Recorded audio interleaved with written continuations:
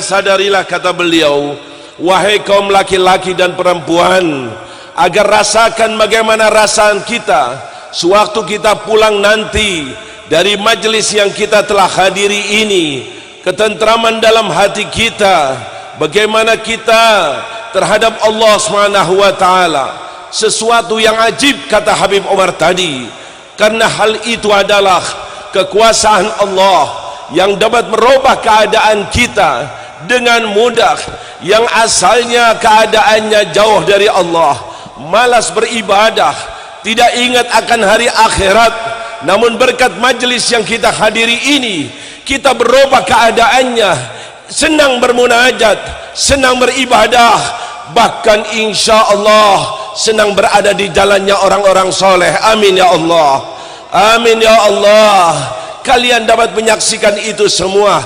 At-tumakninah inilah yang sudah langka, tidak didapati di zaman ini. Di mana bisa didapati tumakninah itu kecuali di majlis yang semacam ini. Inilah yang sudah ditegaskan oleh Allah dalam kitab sucinya Al-Quran, di mana sewaktu hamba-hambanya senang berzikir bermunajat kepada Allah, niscaya hatinya akan tentram. Ala bidzikrillahi tatmainnul qulub. Dengan berzikir kepada Allah, mengingat kepada Allah, bermunajat kepada Allah, dia akan tentram hatinya, karena semuanya akan disenderkan kepada Allah yang maha kuasa, yang maha mampu, yang maha dalam segalanya. Kita kembali kepada Allah. Inilah, perhatikanlah wahai para pemuda, kata beliau Al-Habib Omar, ingatkan masa muda itu, saksikan hal-hal semacam ini. Di tempat inilah kita bersama-sama menjadi satu saudara yang sangat erat, di mana kita terdapati saling sayang menyayang, saling tolong menolong, saling mengenal. Lihatlah bagaimana kata Allah Subhanahu wa taala kepada junjungan besar Nabi kita Muhammad sallallahu alaihi wasallam dengan mengatakannya bahwa kau ya Muhammad, bila menginfakkan hartamu sebanyak apapun, kau niscaya tidak akan dapat mempersatukan hati mereka. Allah lah yang mempersatukan hati, Allah lah yang berkuasa. Maka di majlis semacam ini Allah telah berikan kepada kita, amin ya Allah, amin ya Allah, Allah berikan kepada kita berkat kita bersama-sama berzikir kepada Allah Subhanahu wa taala. Inilah suatu pertemuan yang hakikatnya, kata Al-Habib Omar tadi, pertemuan yang sudah terjadi dahulu kala fi alamil arwah, di mana hati, di mana roh kita bertemu di sana, sudah bertemu di tempat sana. Bila pertemuan itu saling cocok, senang, maka dia akan bersatu. Itu sudah terjadi pada alamul arwah, dan sekarang ini dibuktikan sewaktu kita berada di atas bumi ini, sewaktu kita bersama-sama berzikir, bahkan sewaktu di alam arwah sudah ditanyakan oleh Allah, dan Allah mengatakan kepada mereka, alastu bi rabbikum, bukankah aku Tuhan kalian, Allah pencipta kalian? Maka roh-roh itu mengatakan, benar, kaulah zat pencipta kami. Itu pertemuan, kembali bertemu di atas bumi sebagaimana kita saksikan pada saat ini. Inilah roh-roh kita. Maka daripada itu, sewaktu kita bersama-sama berada di tempat ini, itu adalah athar, bekas daripada pertemuan dahulu kala sewaktu di alamul arwah. Roh kita merasa mutmainnah, saling tolong menolong, saling sayang menyayang, saling bersatu. Padahal kalian ini, kata beliau Habib Omar, datang bukan dari satu daerah, bukan dari satu kota, bahkan bukan dari satu negara, bermacam-macam mereka kalian datang, bahkan bahasanya pun berbeda-beda. Tapi lihatlah, berkumpul bersama-sama di tempat satu majelis, dalam satu acara, dalam rangka apa? Tidak lain kecintaan kepada Allah Subhanahu wa taala, kecintaan kepada Rasulullah, kecintaan kepada keluarga Rasulullah, dan kecintaan kepada para sahabatnya.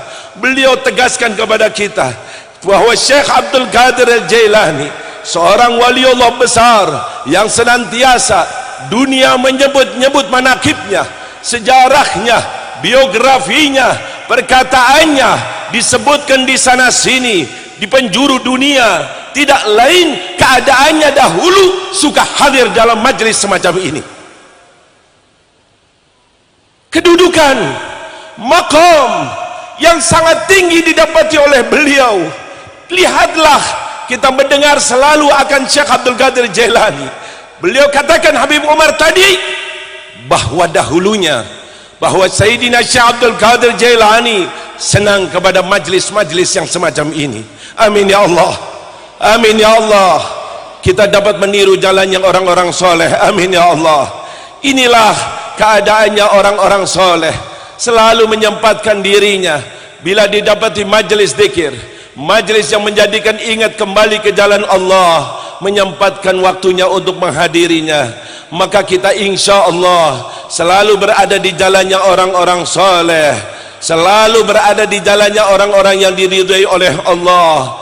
Inilah yang dilakukan oleh mereka orang-orang soleh dalam berusaha mengumpulkan umat Nabi Muhammad sallallahu alaihi wasallam. Tidak lain daripada keinginannya itu adalah agar mereka saling mencintai, saling tolong menolong, saling bersatu, sama-sama dalam satu hati, berzikir kepada Allah dengan hatinya dan lisannya.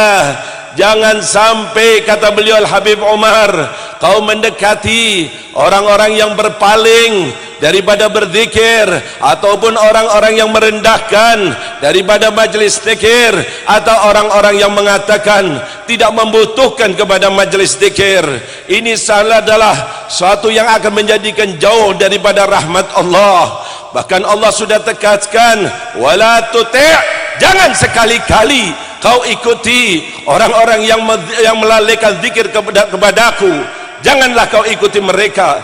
Berusahalah selalu kau ikuti mereka, orang-orang yang senang berzikir kepada Allah, yang mana setiap pagi dan sorenya basah lidahnya untuk bersalawat kepada Habibuna Muhammad sallallahu alaihi wasallam, yang selalu bermunajat minta kepada Allah, ya arhamar rahimin, ya arhamar rahimin, ya arhamar rahimin, farij 'alal muslimin. Berdoa kepada Zat yang Maha Kasih Sayang untuk umat Islam. Inilah kehidupan mereka, selalu memikirkan akan hal ini, bukan karena memikirkan dunia atau memikirkan bisnisnya, tapi semata-mata mutahabbina fillah, mencintai sesama kita karena Allah Subhanahu wa taala. Hal ini akan mendapatkan suatu balasan yang sangat besar besok bila kita tinggalkan dunia yang fana ini. Sewaktu kita di mahsyar, di saat orang semua menjerit, di saat orang semua kepanasan, bahkan ada yang tenggelam dengan keringatnya, di sana ada suatu dhil, di sana ada satu naungan fi dhilli arsyillah, naungan yang sangat adem, sangat enak, sangat sejuk. Untuk siapa itu? Untuk siapa itu? Tempat yang sangat indah itu, di saat orang semuanya menjerit saat itu. Maka dikatakan, apakah untuk para nabi? Tidak, bukan anbiya. Siapa yang akan mendapati tempat itu? Maka dikatakan untuk mereka yang saling mencintai karena Allah. Amin ya Allah, amin ya Allah. Semoga besok kita ditempatkan di tempat itu ya Allah. Di tempat itu kita akan dikumpulkan. Amin ya Allah. Di saat kita dibangkitkan nanti dalam keadaan yang sangat mengerikan itu, bukan untuk para anbiya, bahkan untuk mereka yang mutahabbina fillah, yang saling mencintai karena Allah Subhanahu wa taala. Inilah suatu usaha dari mereka orang-orang soleh dalam berusaha mengumpulkan daripada orang-orang dari umat Nabi Muhammad sallallahu alaihi wasallam. Maka beliau Al-Habib Umar menegaskan kepada kita, lihatlah daripada usahanya orang-orang soleh yang sangat baik itu, yang sangat bagus itu, Allah telah bukakan hati mereka dengan kebaikan yang sangat luar biasa ini, sehingga mereka saling kelihatan dari umat Nabi Muhammad, tolong menolong, bantu membantu, sayang menyayang, saling mengenal di antara mereka, sehingga Allah Subhanahu wa taala menjaga daripada hamba-hamba Allah berkat keberadaannya orang-orang ini. Dengan keberadaan majlis semacam ini, Allah jaga negara kita dari bala. Amin ya Allah. Jaga kota kita dari musibah. Amin ya Allah. Bahkan akan selamat dari segala macam ancaman yang ada di dunia ini. Lihatlah kata beliau, coba bayangi syukuri kenikmatan yang Allah berikan kepada kita, di mana kita sekarang ini pada hari Ahad, hari libur. Banyak saudara kita yang pergi kemana hanya untuk menikmati kenikmatan dunia yang sesaat, dan belum tentu dia bahagia. Bahkan ada sebagian lagi pergi sedangkan dia ghafil, lalai dari Allah Subhanahu wa taala. Bahkan ada yang pergi pada hari Ahad itu digunakan untuk maksiat kepada Allah Subhanahu wa taala. Ini ketahuilah, kata beliau, Habib Umar menegaskan, mereka akan menyesal besok di akhirat. Menyesal di saat waktunya digunakan bukan untuk bermunajat kepada Allah, bukan untuk berzikir kepada Allah. Besok di akhirat akan mereka sayandamun, menyesal sewaktu menghadap kepada Allah Subhanahu wa taala. Tapi sewaktu kita berada di majlis di mana basah lidah kita berzikir kepada Allah, bersalawat kepada Rasulullah, bermunajat, disinilah akan terjadi ketentraman, disinilah kita akan terdapatkan kebahagiaan. Bahkan ancaman yang sangat bahaya bila kita lalai dari majlis semacam ini, daripada berzikir kepada Allah, maka besok di akhirat barang siapa yang berpaling, kata Allah, daripada zikir, maka kehidupannya akan keadaan sempit, susah, payah, stres, karena tidak mengenal kepada Allah Subhanahu wa taala, tidak bersender kepada Allah Subhanahu wa taala. Bahkan ditegaskan besok di akhirat akan dibangkitkan dalam keadaan buta, buta di akhirat, sehingga dia mengatakan, ya Allah, kenapa aku sekarang ini buta? Bukankah aku di dunia dapat melihat? Aku tidak buta di dunia, kenapa sekarang aku buta? Begitulah keadaanmu, karena kau di dunia melupakan untuk berzikir kepada Allah Subhanahu wa taala. Inilah peringatan yang diingatkan oleh Habib Umar. Bahkan beliau membawakan firman Allah dengan kita berzikir kepada Allah. Allah zat pencipta alam semesta akan juga menyebut daripada nama-nama kita dan bersyukur kepada Allah. Niscaya Allah akan memberikan tambahan-tambahan dari kenikmatannya.